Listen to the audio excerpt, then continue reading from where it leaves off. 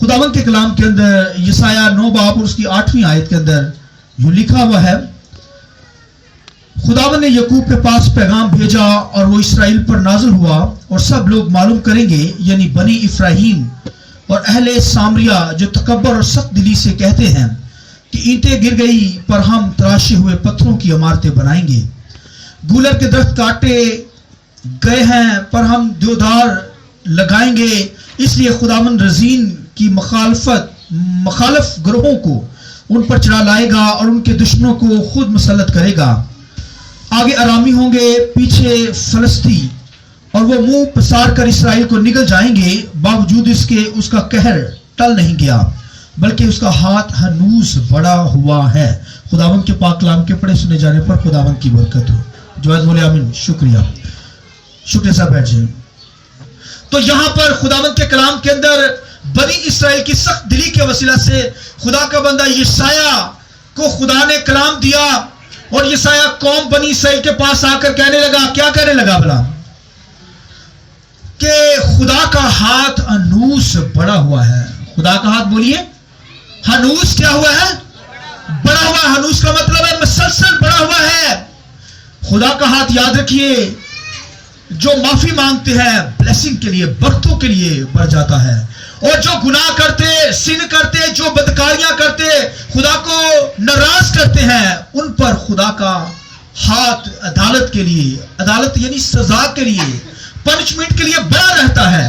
इसलिए भाइयों याद रखें, हाथ एक ही है, मगर जो खाकसार होते हैं, ब्रोकन होते हैं, हलीम होते हैं, उन पर ब्लेसिंग का हाथ बढ़ जाता है। उनके घरों पर, उनके कारोबार पर, उनकी सारी बिजनेस पर, उनकी शॉप्स पर खुदावंद का हाथ क्या होता है? ब्लेसिंग के लिए बढ़ता है। जो वफादारी के साथ खुदा के साथ चलते हैं, जो खाकसार ब्रोकन हलीम होते हैं, और जो लोग सख्त होते हैं, जो लोग खुदा से दूर होते हैं, निजात से गाफिल होते हैं, खुदा को छोड़कर और मबूदों की परस्तिश करते, और लोगों को और चीजों को टाइम देते, लिखा है उन पर फिर खुदा का गुस्से वाला, अदालत वाला हाथ मुसलसल बड़ा रहता है। और कैसे मुसलसल बड़ा रहता है? सुनिए, बनी इसराइल के साथ खुदा चाहता था कि दोबारा रिश्ता बहाल किया जाए, क्योंकि उन्होंने खुदा को छोड़ा, रूहानी बदकारी की, गैर मबूदों के पीछे बनी इसराइल भागी, बुत परस्ती के पीछे पड़ गई, बुत परस्त कौमों के पीछे चली गई, और वहां पर जाकर हर किस्म के घिनौने काम की, उनके मंदिरों के अंदर उनकी वर्शिप की, आइडल प्रस्तुत की, आइडल वर्शिप, बुतों की प्रस्तुत करने चली गई। और खुदा चाहता था कि इन रिश्तों को दोबारा बहाल किया जाए। खुदा चाहता है, देखिए खुदा की मोहब्बत, खुदा अपने लोगों को फिर मोहब्बत करता है, कहता है मैं उसे फिर अपना बना लूंगा। हालेलुया। रहम देखिए, खुदा का तरस देखिए।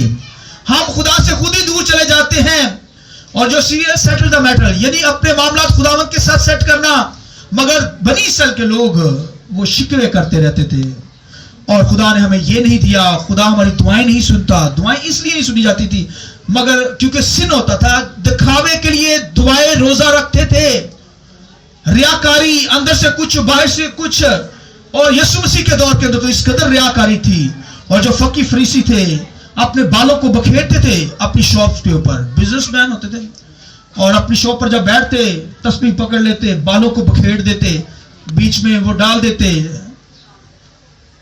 राख डालते, और लोग जब देखते वो भी बड़ा नमाजी परहेजी बंदा, फौरन क्या करते, उसके पास आते, बिजनेस की खातिर दिखावा करते।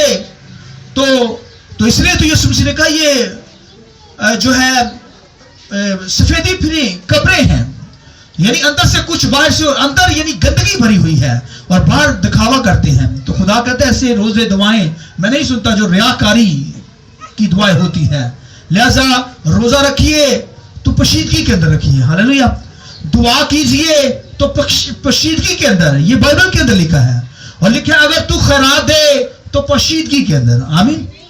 तो अगर किसी की हम मदद करनी है भाई, तो पशीदगी में, दिखावे के लिए नहीं। लेकिन आज तो दुनिया के अंदर दिखावे के लिए देते हैं, और फिर 400 लोगों को बता भी देते हैं कि मैंने उनकी मदद की है। तो भाई उसका अजर, कोई रिवॉर्ड अजर नहीं मिलेगा, क्योंकि ये क्राइस्ट के अपने मुंह के अल्फाज है। यीशु मसीह ने जब तालीम शागिर्दों को दी, और स्पेशल कहा कि जब तू खैरात करे, मदद करे, तो सीक्रेट तौर पर देना, ایک ہاتھ میں اس میں ہے تو اس دوسرے ہاتھ سے گھوڑا بدل لینی. اس سے مطلب ہے سیکرٹ اپنے کمرے میں چلا جا تو دعا کر, تیری دعا خدا سنے گا. اور جب تو روزہ رکھے تو پھر کیا کر, اپنا منہ دھو لے, آمین, سر کو نہا لے, تیل لگا لے, فریش نظر آئے, اور پھر کسی کو پتا بھی نہ چلے. اتنا بتانے کی ضرورت ہے, نہ شو مارنے کی ضرورت ہے. مگر آج جو دوسری قومیں ہیں ان کو دیکھیے, وہ 40 دفعہ کسی کو بتانا دے, ان کو صبر نہیں آتا اور بار بار کہتے چلے جائیں گے. مگر بھائیو بہنوں, ہمارا جو روزہ ہے وہ سیکرٹ رکھا ہے, تو بھائی آپ کو پتا ہو ایسا کر سکتے ہیں. پھر اجر دیکھیے خدا کا, پھر آسمان کھل جائے گا, ہر قسم کی بلیسنگ آئے گی, آپ کی مرادیں ضروریات خدا الہی طریقے سے پورے کرے گا. لیکن بنی اسرائیل جو روزہ رکھتے تھے وہ ریاکاری کا روزہ رکھتے تھے, اس لیے خدا نے ان پر کلام کرنا بند کر دیا. اور خدا کا بندہ جب ان سے کلام کرتا تو لکھا ہے خدا کا ہاتھ ان کی طرف انوس بڑھ گیا, کیونکہ وہ سخت ہو گئے. سخت کس طریقے سے ہو گئے, وہ کہنے لگے کہ اگر گھر گر گیا ہے, خدا نے عدالت کی, جب ان کو سزا دی تو غیر قومیں آئیں, ان کے گھروں کو ختم کر دیا, انہوں نے تباہ کر دیا. تو کہتے درخت بھی کاٹ ڈال دیے گئے, ان کے درخت اتنے قیمتی تھے, ان دیوداروں کو بھی انہوں نے کاٹ کر اپنے ملکوں میں لے گئے. تو کہنے لگے کیا ہوا کہ دشمن آیا ہے, تمہارے گھر برباد کر کے چلا گیا ہے, تو ہم نئے تراشے پتھروں کی عمارتیں بنائیں گے. یہ جو گھر خدا نے دیے یہ تو بس ایسے اینٹ پتھر کے تھے, اب ہم کیا کریں گے, تراشے ہوئے پتھروں کے گھر بنائیں گے, خوبصورت گھر بنائیں گے, نفیس. اور کہنے لگے اگر یہ ہمارے درخت گر گئے ہیں تو ہم دیودار کے درخت لگائیں گے. یہ سختی کی وجہ سے, یعنی یہ نہیں کہ خدا سے معافی مانگے, خداوندہ یہ ہماری گناہ کی وجہ سے یہ سزا ہم پر آئی ہے, تو سخت ہو گئے. اور اس طرح کہنے لگے خداوند سے کہ کیا ہوا خداوندہ, اگر ہمارے گھر برباد ہو گیا تو ہم نئے گھر بنا لیں گے, اور اگر درخت کاٹ دیے گئے ہیں تو ہم نئے درخت لگا لیں گے. اسے بھائی ذرا کنٹرول میں کر, اسے بٹھا لیں ذرا. تو خداوند کے کلام کے اندر دیکھیے ان کی سختی, اور پھر دوسرا دیکھیے کہ خدا کے کلام کو بھی انہوں نے رد کیا. تو خدا نے پھر یسایا کی معرفت کہا خداوند کا ہاتھ ہنوز بڑا ہوا ہے. پہلے تو وہ خداوند کو کیا کہنے لگے, خداوند ہم خود سے کھڑے ہو جائیں گے, تیری ضرورت ہمیں نہیں ہے, ہم اپنی خود سے ہی کیا کریں گے, گھر بنائیں گے اور اچھے گھر بنائیں گے. تو یہ نہیں کہ معافی مانگے. پھر خدا کے بندہ نے آ کر کہا کہ کلام سنانے لگا, تو کلام کو قبول نہیں کرتے تھے, سخت ہو گئے. تو خداوند کے کلام میں لکھا ہے خدا نے یسایا کی معرفت کہا خداوند کا بھائی ہاتھ ہنوز بڑا ہوا ہے, مسلسل بڑا ہوا ہے, باز آ جاؤ اپنے گناہوں سے. خدا کے کلام کے شیرواں ہو, اسے سنو, اسے محبت کرو, اسے پڑھو. مگر وہ نہیں پڑھتے تھے, انہوں نے پشت پیچھے پھینک دیا.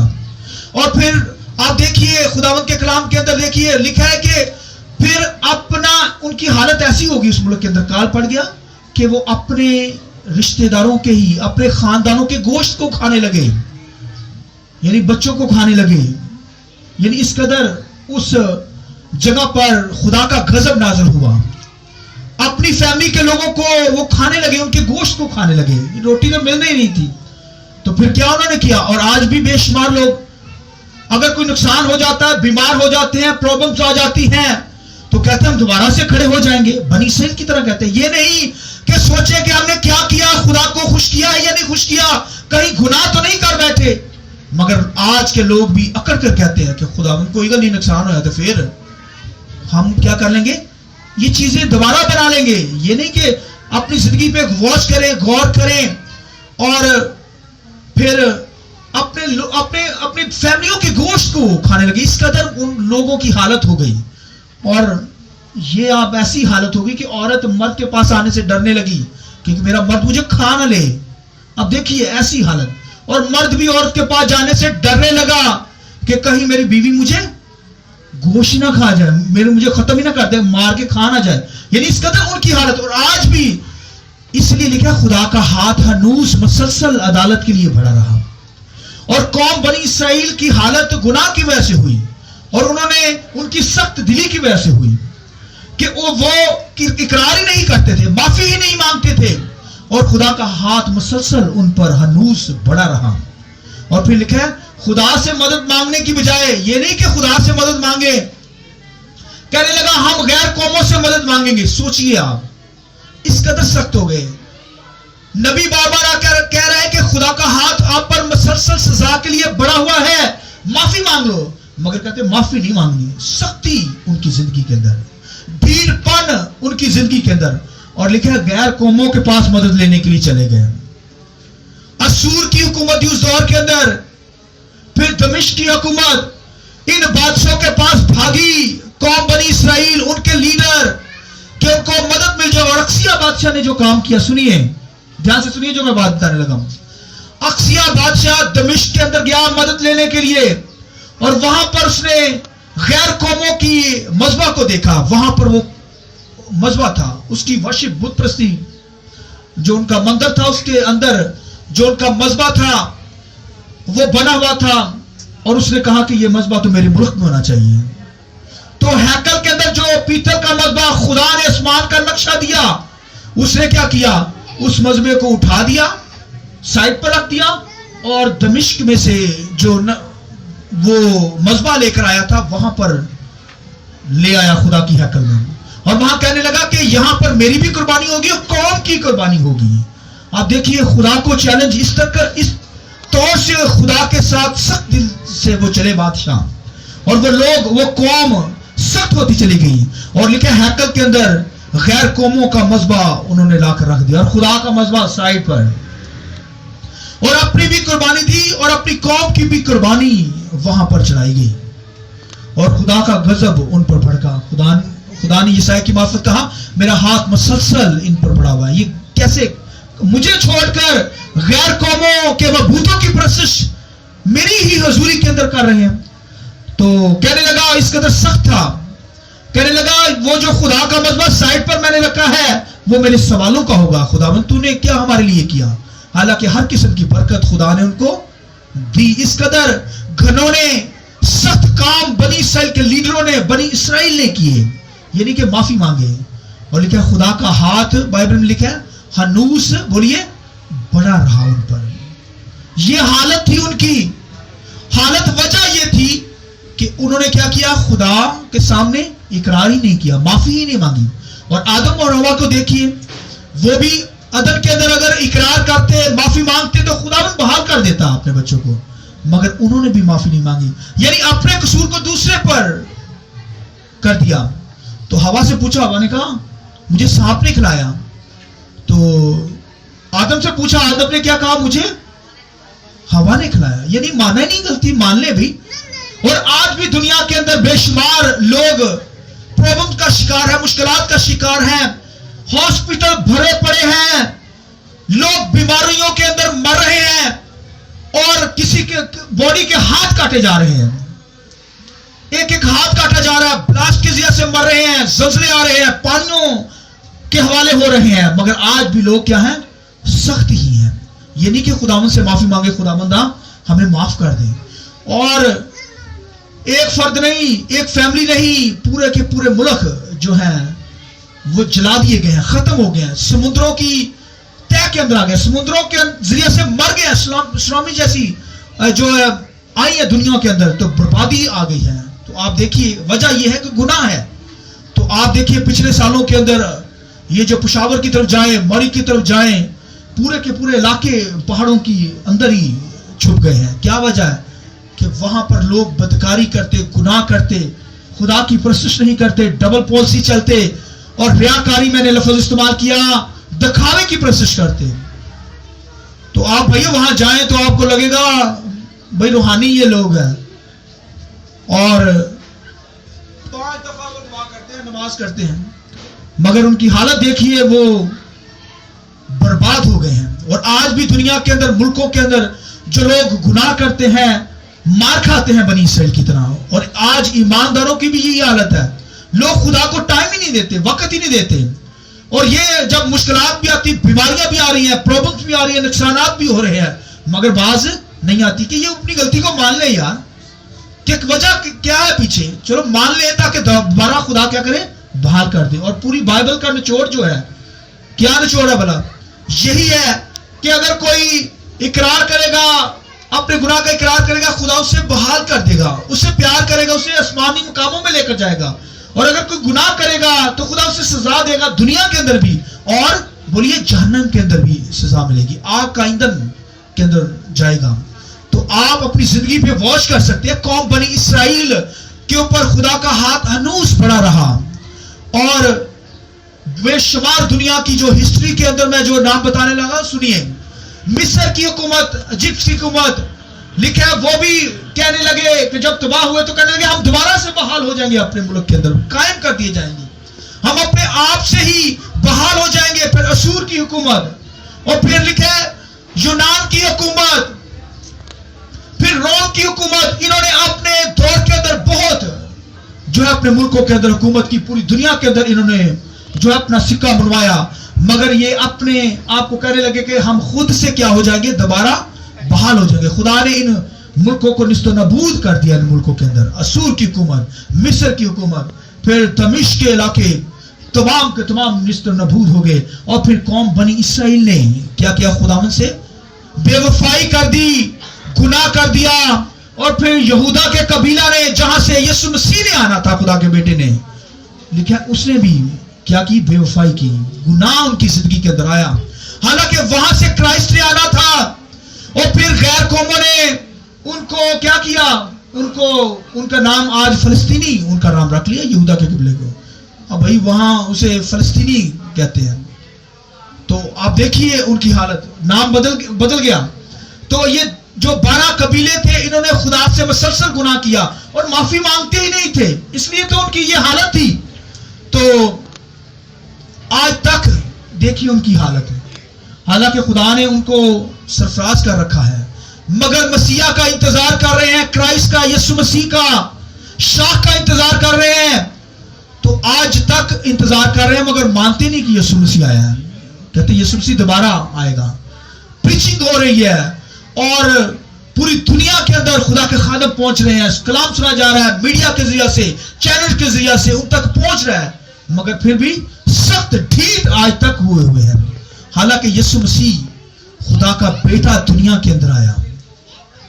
آپ دیکھیے عدالت کے لیے خدا کا ہاتھ قوم بنی اسرائیل پر بڑا، اور خداوند کیونکہ بنی اسرائیل کو اپنا بنانا چاہتا ہے، ان کو پھر بحال کرنا چاہتا ہے، ان سے محبت کرتا ہے، تو کہتا ہے میں اس سے پھر سے فریحتہ کر لوں گا، یعنی اسے اپنا بنا لوں گا، اور پھر دوبارہ کیا اس معاملات کو خود سے ہی ٹھیک کیا۔ قوم بنی اسرائیل تو سخت ہی رہی اور اپنے معاملات خدا کے ساتھ ٹھیک نہ کیے، مگر خدا نے پھر خود ہی اپنے بیٹے کو دنیا میں بھیجا۔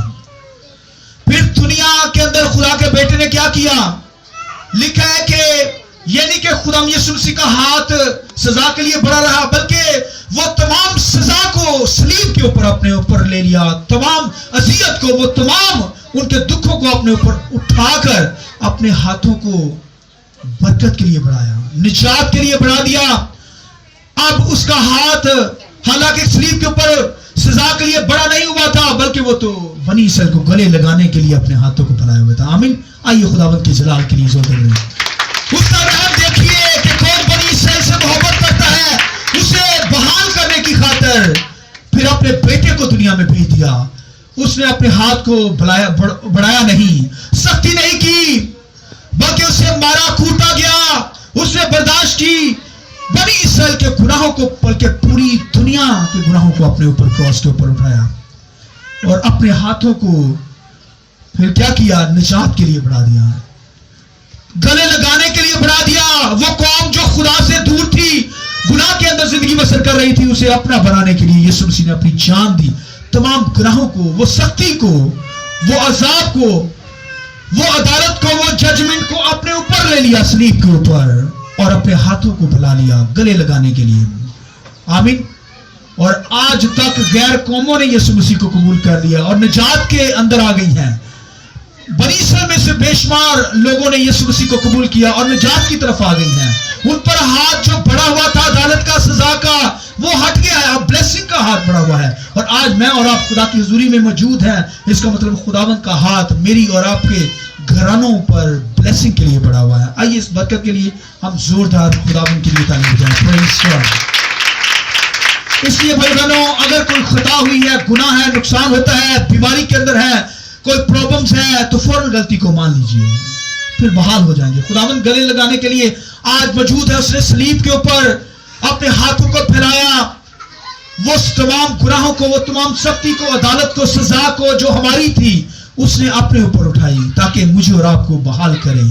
اور قوم بنی اسرائیل آج تک انہوں نے, خدا کا بیٹا آ بھی گیا, اس نے منادی بھی کی, مگر آج تک یسوع مسیح مسیح کو وہ قبول نہیں کرتے. یہ سخت ان کی دیکھیے کہ اقرار کر لیں, مان لیں, مگر ایک وقت آئے گا یسوع مسیح کیا کرے گا, لیکن روح سوزا خدا ان پر نازل کرے گا. پھر وہ آنسو بہائیں گے, دوبارہ بحال کیے جائیں گے, اور پھر کیا کریں گے, یسوع مسیح کو اپنا نجات دہندہ قبول کریں گے. پھر لکھا ہے کہ خدا کا بیٹا آسمان سے آئے گا, 1000 سالہ بادشاہی کے اندر ہم زندگی بسر کریں گے, اور خدا کا بیٹا ہمارے درمیان میں ہوگا. آمین. اس لیے بھائی بہنوں, خدا کے ساتھ ہمیں اپنے معاملات ٹھیک کرنے. اگر سختی ہے تو سختی کو دور کیجئے, مان لیجئے اپنی غلطی کو. بنی اسرائیل نے نہیں مانی, مگر خدا نے پھر اپنا بیٹا بھیج کر ان کی خطاؤں کو, ان کے گناہوں کو, ان کی سزا کو یسوع مسیح نے اپنے اوپر لے کر صلیب پر جان دے دی, ان کو اپنا بنایا. اور آج بھی اگر کوئی یسوع مسیح کو قبول کرتا ہے تو سو ان کے گناہ معاف. جو سخت ہاتھ بڑا ہوا ہے خدا کا, وہ نرمی کے اندر آ جاتا ہے, بلیسنگ کے لیے آ جاتا ہے. اس لیے ہمیں خداوند کی ورشپ کرنی, خداوند کی پرستش کرنی ہے, خداوند کے نام کو مبارک کہنا ہے. آئیے اپنے سر کو جھکائیے, آنکھیں بند کیجئے, آنکھیں بند کیجئے.